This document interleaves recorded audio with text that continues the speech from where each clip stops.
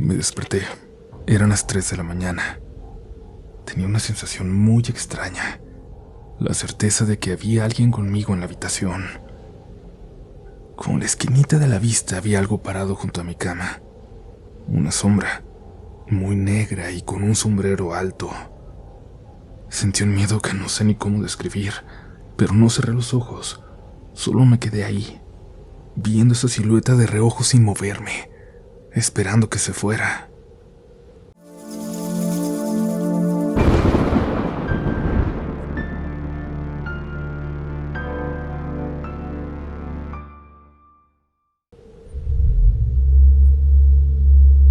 Muy buenas noches, comunidad. Espero encontrarles bien y del mejor humor para escuchar las siguientes historias. En este episodio hay relatos muy cercanos que podrían pasarnos en cualquier momento, sobre todo si tenemos la desfortuna de asistir a una funeraria. Pero también hay historias que nos hablan de encuentros con leyendas, historias que nos harán saber que algunos mitos que se cuentan en zonas rurales son mucho más reales de lo que imaginamos. Te invito a escuchar con mucha atención y quedarte hasta el final de este episodio porque vamos a regalar 10 libros autografiados de relatos de la noche. Quédate para que sepas cómo puedes llevarte uno de ellos. Apaga la luz y déjate llevar. Ya estás escuchando relatos de la noche.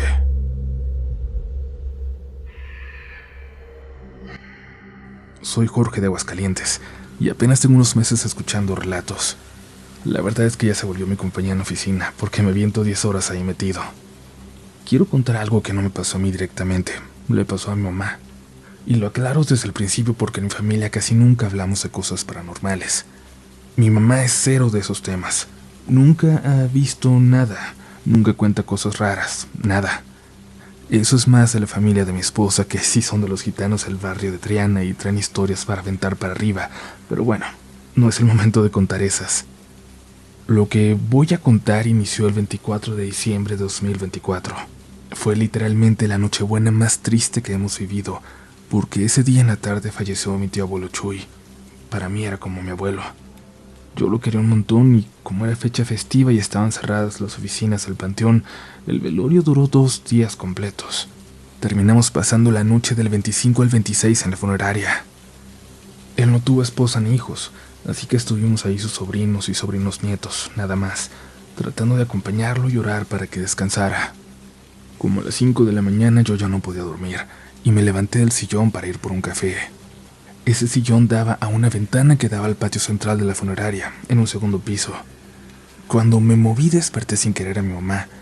Le pregunté si ella quería algo caliente porque hacía frío, pero me dijo que no, que quería seguir intentando dormir, así que se volvió a acomodar y cerró los ojos. Y fue justo en ese ratito, en ese punto donde te estás quedando dormido otra vez, cuando ella escuchó algo que la hizo abrir los ojos de golpe. No me quiero morir. No me quiero morir. Dice que escuchó un grito, pero un grito de verdad, desesperado, angustiado, como de alguien que estaba sufriendo muchísimo, que decía: no me quiero morir. No me quiero morir, así tal cual. Mi mamá abrió los ojos toda asustada y volteó a ver a sus hermanas y primas y vio cómo todas despertaron igual, como si las hubieran jalado del sueño.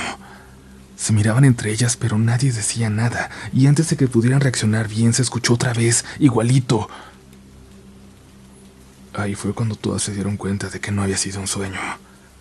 Una de ellas preguntó si también lo habían escuchado. Otra dijo que qué había sido eso, pero nadie tenía una explicación. No sabían qué hacer. Solo empezaron a rezar. Fue lo único que les salió en ese momento. Lo más curioso es que ese día mi mamá no me dijo nada. No sé si por el cansancio o porque no le gusta hablar de esas cosas. Me enteré meses después cuando fui a verla con mi esposa para contarle algo raro que nos había pasado a nosotros en la casa. Y entonces ella me dijo: bueno, si tú ya estás contando esto, yo también te voy a contar algo. Tiempo después nos enteramos de que la sala donde estuvimos esa noche está arriba del lugar donde preparan los cuerpos de los difuntos antes de pasarlos con sus familiares. Honestamente no sé si llamarlo morgue, pero ustedes que crean, comunidad, que al momento de morir ¿El alma se desprende de inmediato del cuerpo? O quizás, si no estás preparado, el alma se aferra a quedarse un poco más de tiempo. Les deseo felices fiestas, feliz diciembre y gracias por escuchar.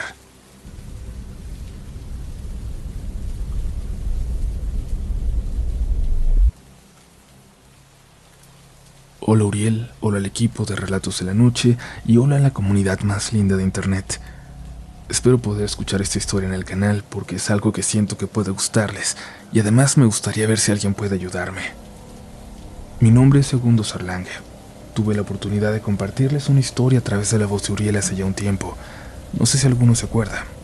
Esa casa embrujada en La Prida, el pueblito de Buenos Aires, Argentina. Tengo que admitir que tuve que alejarme de relatos por un tiempo por temas laborales. El día no me alcanza para poder escucharlos.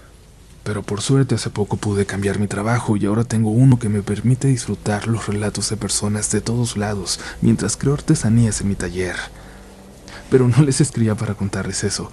Les traigo una historia más, vivida en carne propia, junto a un familiar y un amigo, en el mismo pueblo que la historia anterior, acá en La Prida. Paro de divagar y les paso a contar mi vivencia. Desde hace tiempo estoy viviendo en el campo con mis tíos abuelos. Como ya se imaginarán, la tranquilidad y la paz que se siente por esta zona es algo que no se puede explicar con palabras. Esta calma obviamente es un escape para algunas personas de sus vidas ajetreadas de la ciudad, como es el caso de mi amigo Rafa, a quien llamaré Chino en esta historia. El Chino me había avisado que quería venir un fin de semana al campo. Estaba bastante aturdido por la ciudad, a lo que yo respondí pidiéndole que por favor viniera, que lo iba a estar esperando con gusto. Le avisé a mis tíos que iba a venir el Chino, y como ya lo conocen se alegraron con la noticia.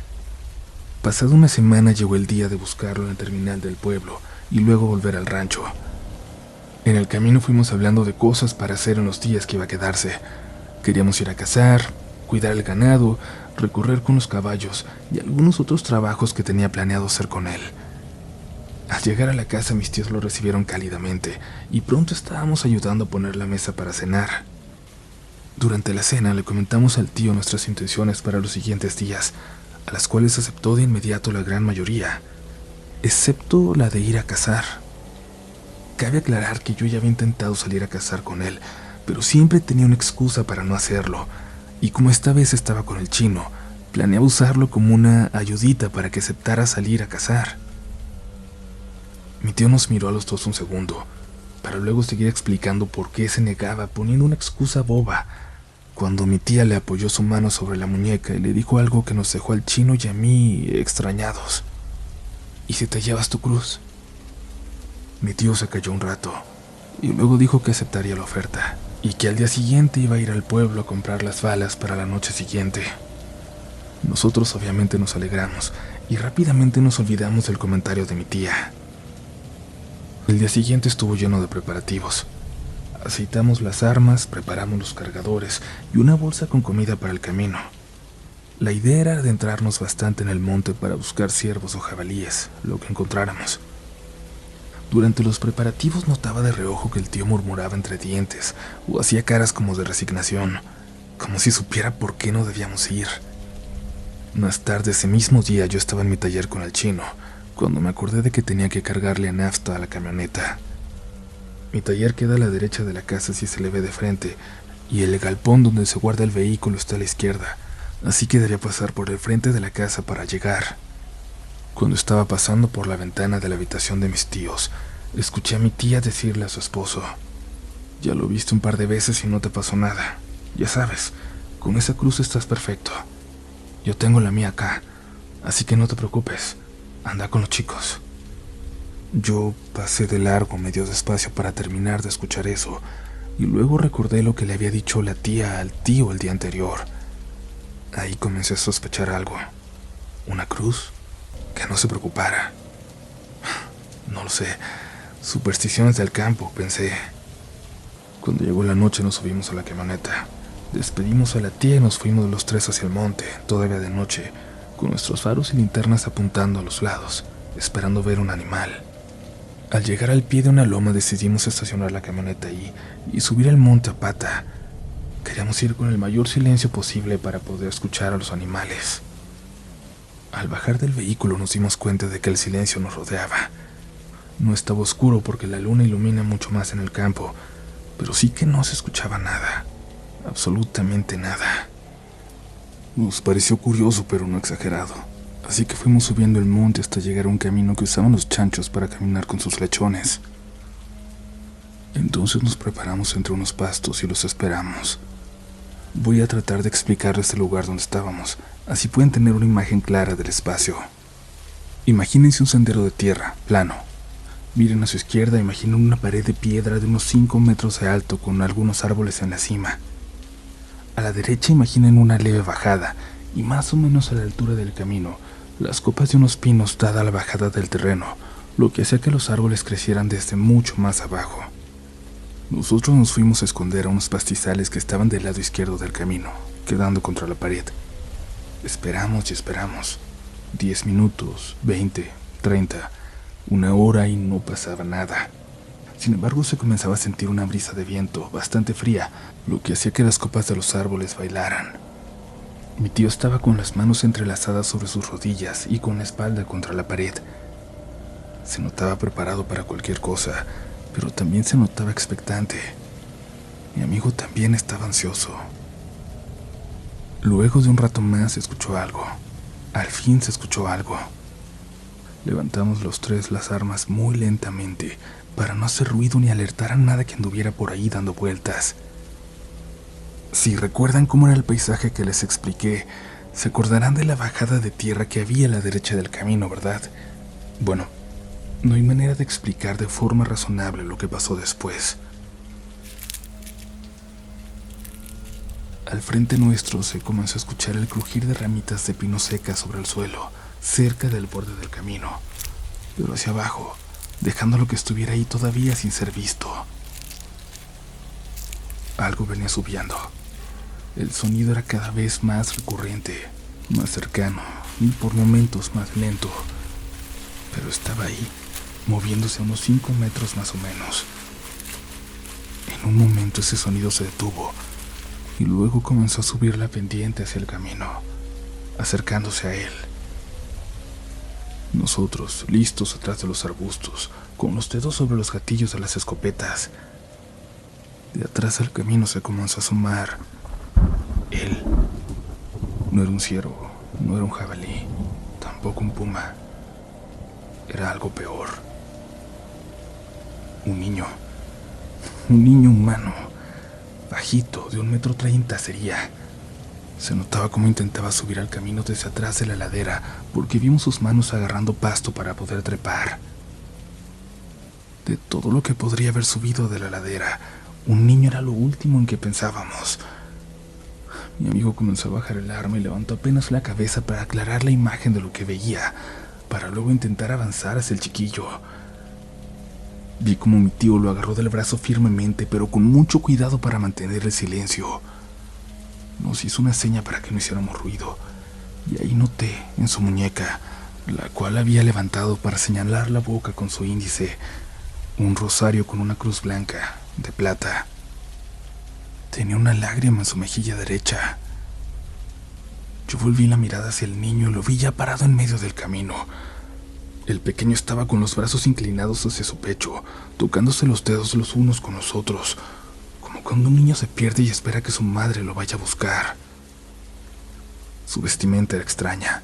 Tenía un ponchito rojo, un pantalón corto verde oscuro y unos zapatitos como muy antiguos.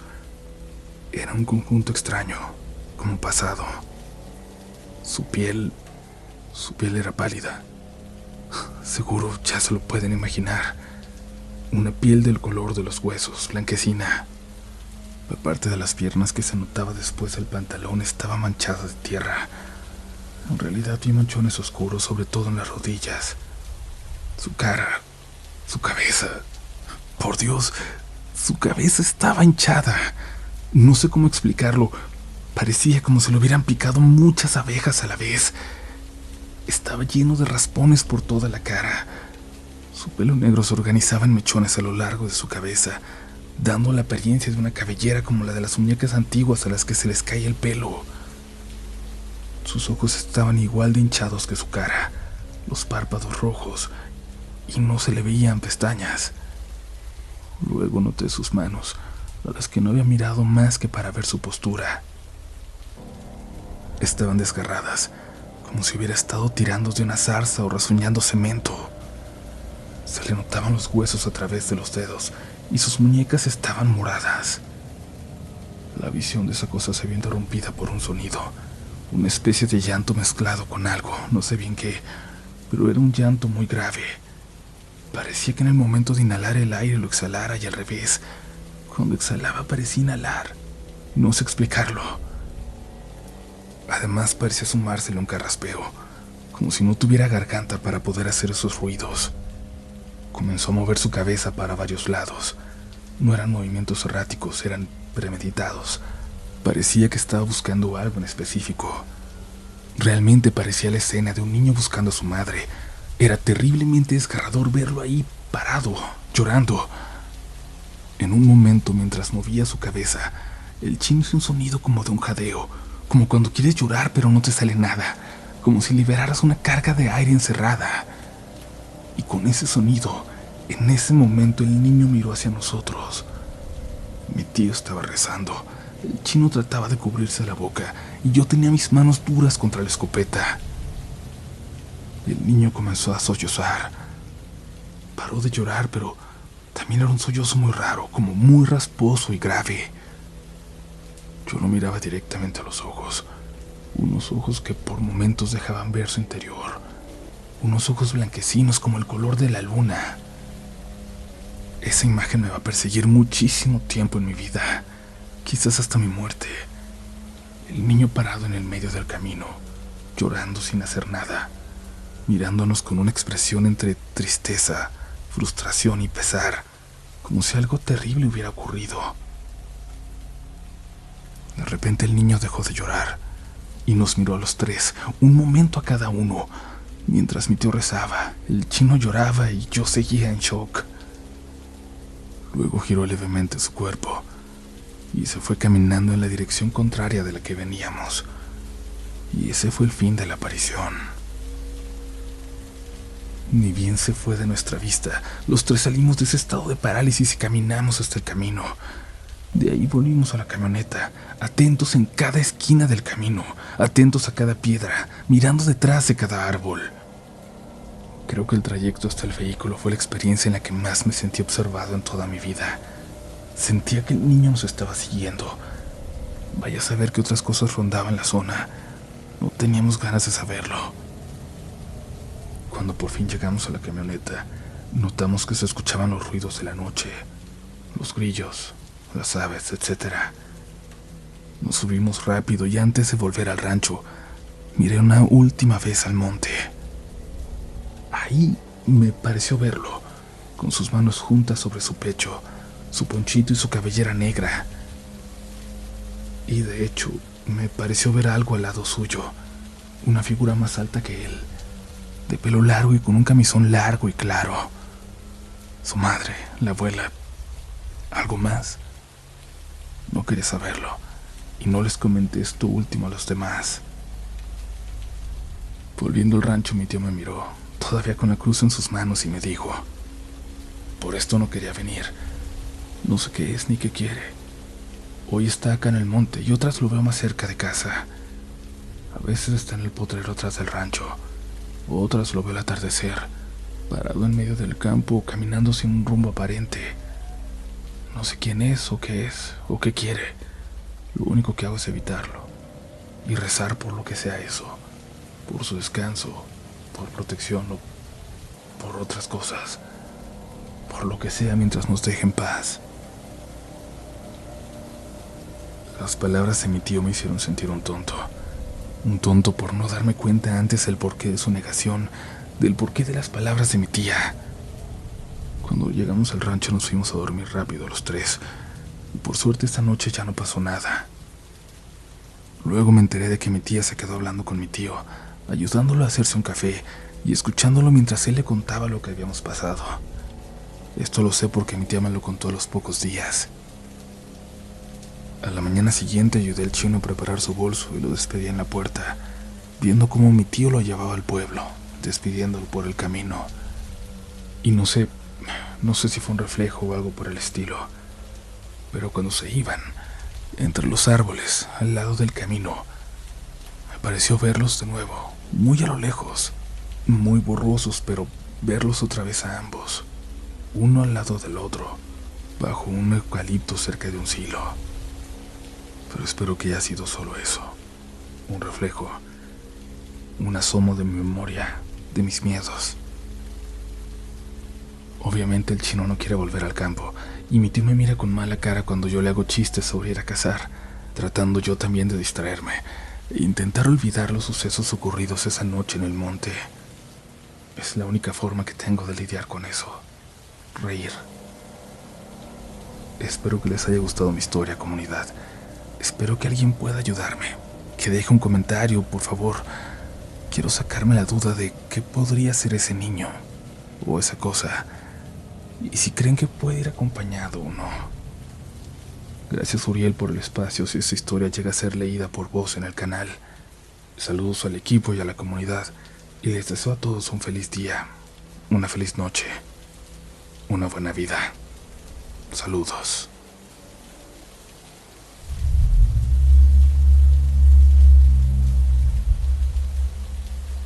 Gracias por seguir por aquí, y antes de continuar con las siguientes historias, recuerda, si aún no te suscribes, este es el momento.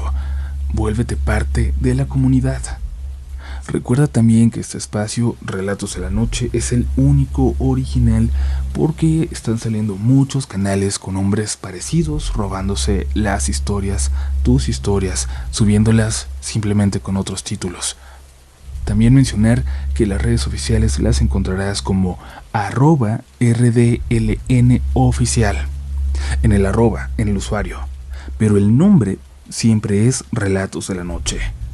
Pasen la voz cuando vean esas cuentas piratas, porque mucha gente cree que tenemos varias cuentas, que le cambiamos el nombre, lo cual no tendría ningún sentido para hacer, y lo peor es que muchas de esas cuentas le piden dinero a la gente de la comunidad para seguir creando contenido.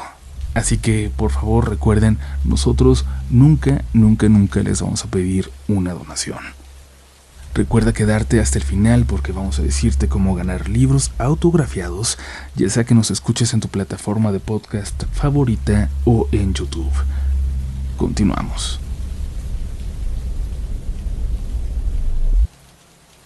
Hola, comunidad, mi nombre es Andrea. Llevo mucho tiempo escuchándolos y aunque he vivido varias cosas, esta fue la primera y la más fuerte. Me costó decidirme, pero finalmente me animé a compartirla por la confianza que les tengo. Esto ocurrió alrededor del 2017, cuando estudiábamos en el Cebetis, una preparatoria pública. La abuelita de una amiga había fallecido, y como éramos un grupito de niñas muy unido, decidimos acompañarla al rezo de cuerpo presente. Ese día, después de clases, viajamos de Cuautla a Tlayacapan. El ambiente era muy tranquilo en la casa donde tenían el cuerpo, muy pacífico. Había un pasillo largo que llevaba a una sala donde tenían el cadáver. Nosotros no entramos, solo abrazamos a nuestra amiga y nos sentamos para el rezo. Las sillas estaban acomodadas a lo largo del pasillo, y yo me quedé hasta atrás, casi frente a la calle. A la mitad del rezo, de la nada, escuché que alguien susurró mi nombre, muy claro, en el oído.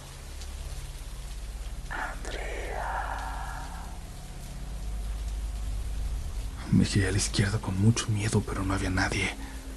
Me quedé inmóvil pensando que quizás fueron mis nervios, pero cuando volteé hacia el otro lado, vi a una de mis amigas con la misma cara de susto que yo.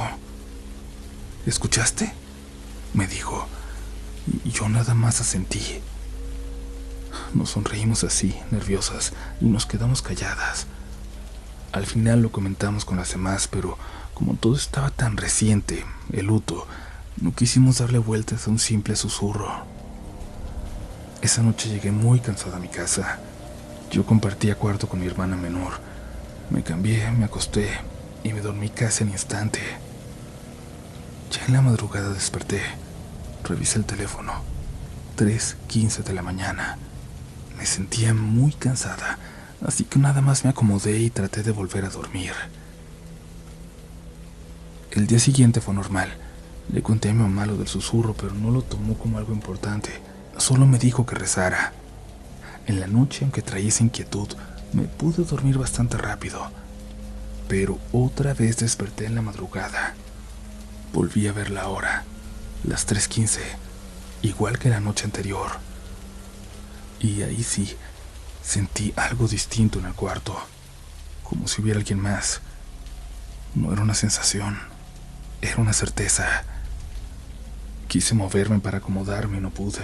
Me quedé completamente inmóvil y por la esquinita de la vista vi algo parado junto a mi cama. Una sombra, muy negra, con un sombrero alto. Sentí un miedo que no sé ni cómo describir.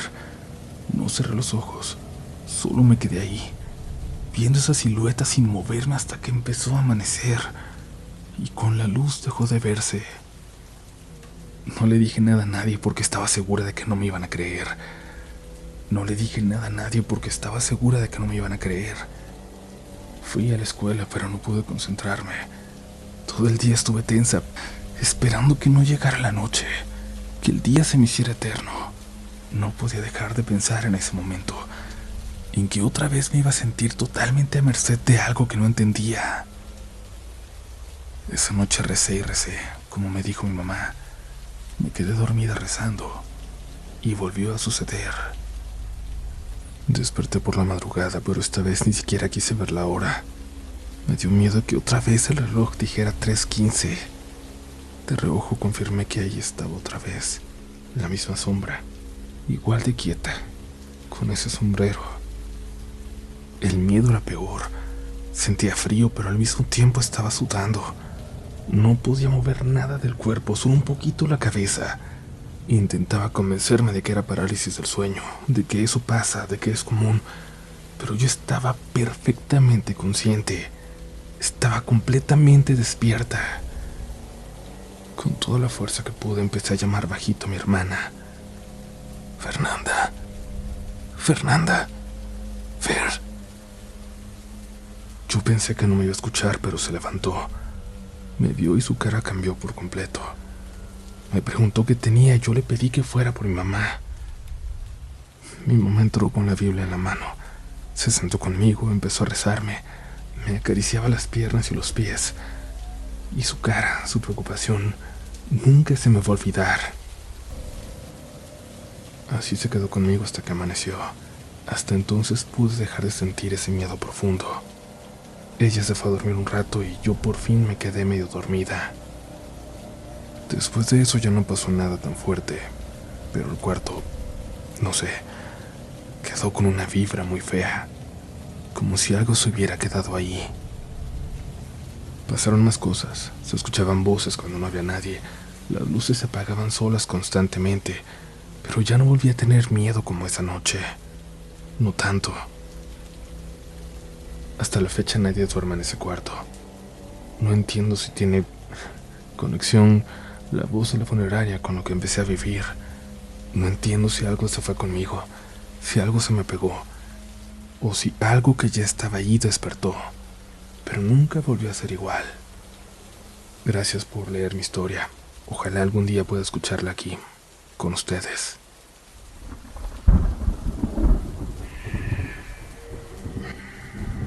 Hola Uriel, mi nombre es Javier. Te escribo esta historia junto a mi amigo Baldo. Nosotros crecimos en una comunidad muy pequeña de la Sierra Norte de Puebla, de nombre Tlapizalapa, Tlaola, Puebla, donde de hecho solo hay un transporte al día para llegar ahí. Más que una historia paranormal, es un suceso que nos deja pensando hasta el día de hoy. Esto no nos sucedió a nosotros, pero sí a un señor del pueblo, que no diré el nombre por respeto a él y a su familia, al cual le cambiaré el nombre por respeto a su familia. Esta historia se remonta a finales del 2022, cuando un señor de la tercera edad, al que llamaremos Don Octavio, desapareció. Ese señor era alguien muy conocido en el pueblo. Lo caracterizaba su humor, además de que era un tanto borracho, y la mayoría de la gente lo quería, y es que siempre te saludaba con una sonrisa. Vivía encima de una loma, la cual casualmente está a 2 minutos del panteón de la comunidad. En nuestro caso, siempre que lo veíamos le gritábamos, «¡Don Octavio!», y él respondía siempre con su frase rara pero graciosa, maten pollo antes de que me echen al hoyo. Ya sé que es una frase que no tiene sentido, pero era lo que lo caracterizaba. Bueno, una tarde lluviosa en la comunidad, don Octavio salió según los vecinos a comprar algo de cervezas para pasar el rato. Lo normal de siempre en un día como esos. Solo que la tienda más cercana estaba a 15 minutos, pues el camino se llenaba de lodo. Pero él nunca llegó a la tienda, ni a esa ni a ninguna otra del pueblo.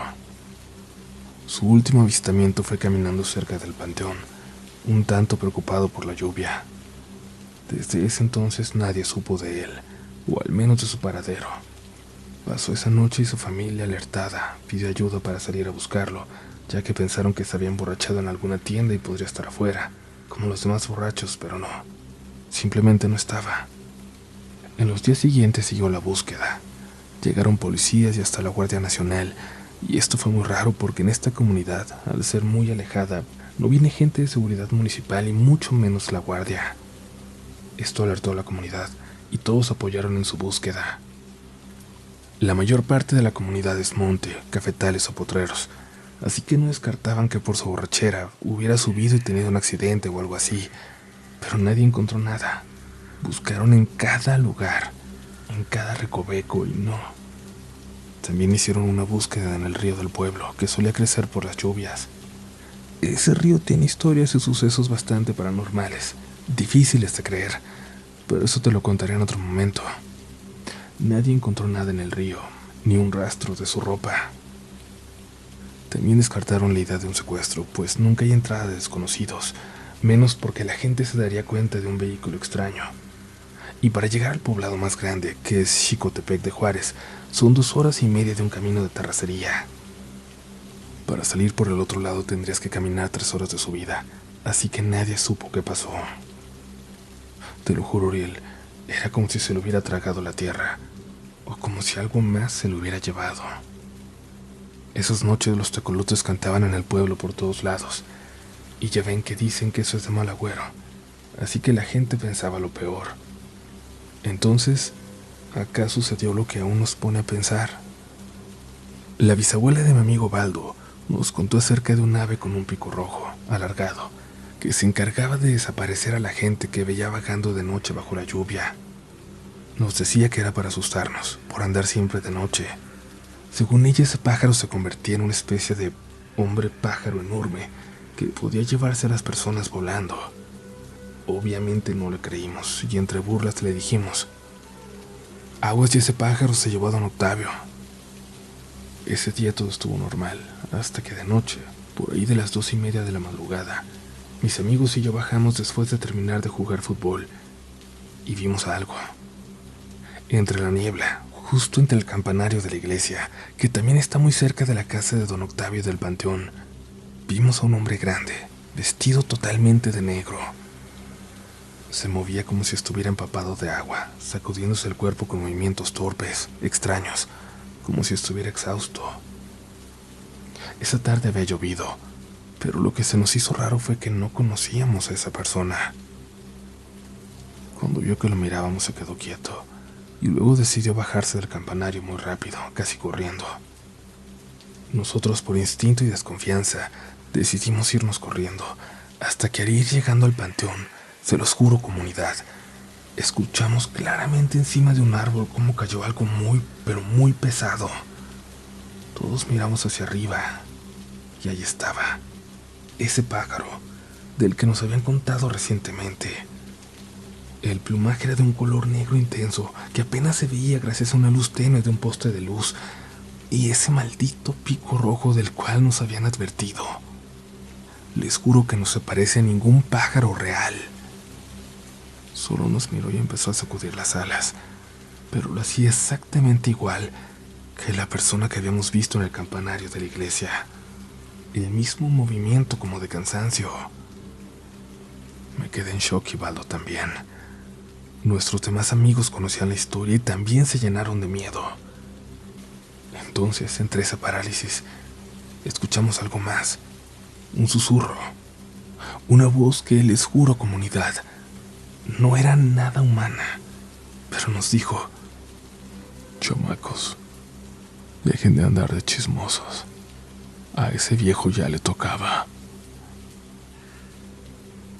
Al oír eso, la pura adrenalina y el miedo hicieron que saliéramos de esa parálisis. Todos salimos corriendo, cada uno hacia su casa, mientras veíamos cómo el pájaro volaba sobre el potrero, directo hacia la loma, allá donde solía vivir don Octavio. Que en paz descanse. Hasta el día de hoy no encontramos explicación entre el suceso de su desaparición y nuestro encuentro con ese hombre pájaro. Actualmente ya no vivimos ahí. Decidimos salir a distintos lugares para estudiar la prepa, porque en el pueblo el bachillerato está en pésimas condiciones. Pero aún seguimos hablando de ello cuando nos encontramos, y aunque no queremos aceptarlo, en el fondo sabemos que esa maldita criatura se llevó a don Octavio. Les mandamos los dos un saludo, comunidad. Que tengan buenas noches, y si alguna vez escuchan un aleteo fuerte, enorme bajo la lluvia, no se asomen, no miren hacia afuera, no volteen hacia las copas de los árboles.